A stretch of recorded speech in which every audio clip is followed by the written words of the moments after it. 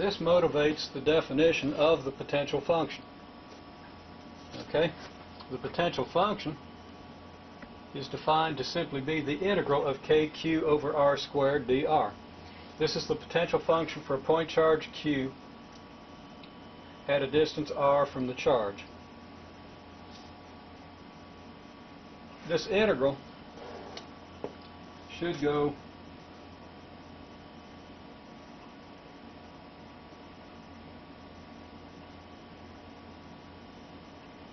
from infinity to r.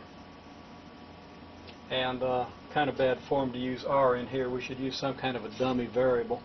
And let's make a dummy variable out of that. Let's call this r hat, dr hat. We'll put a hat on this r to distinguish it from the r in the limit of the integral. So that at distance r, what we're doing is we're essentially integrating the force per unit of charge that's brought in to the vicinity of q. So we imagine bringing a test charge in to distance r from q, or some charge q2 into a distance r from the charge q. And we're going to bring that in from a very great distance away, so that we're going to say that the distance we start at is infinity. In practice, we don't really have to go all the way to infinity. We just go a good ways away. The inverse square force will fall off to practically zero before we get too far away in most cases. At least in the charges we use in the lab. If we get on the other side of the lab, we've got essentially no force, so we're essentially at infinity.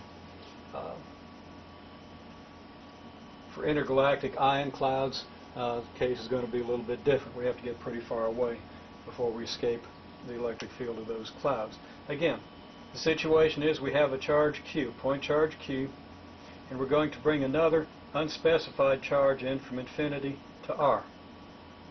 When we do that, we can find the work per unit charge by integrating kq over r squared dr, using the r hat here, from infinity to r. That integral is the same as the one we just looked at here, except instead of q1 we're calling the charge q.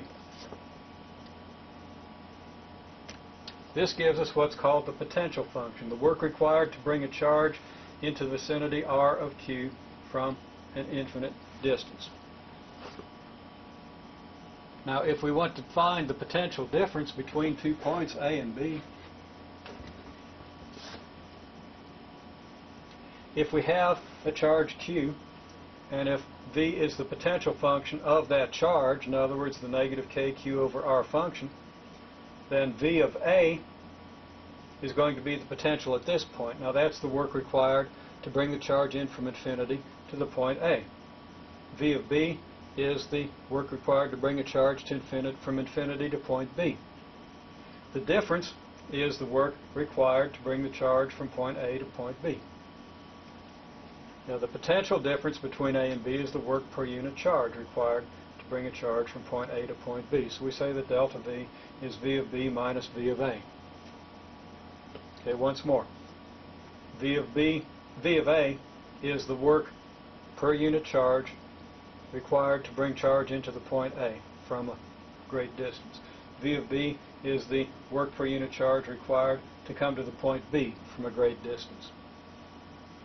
If we first bring the charge to A, then we've done work per unit charge, V of A.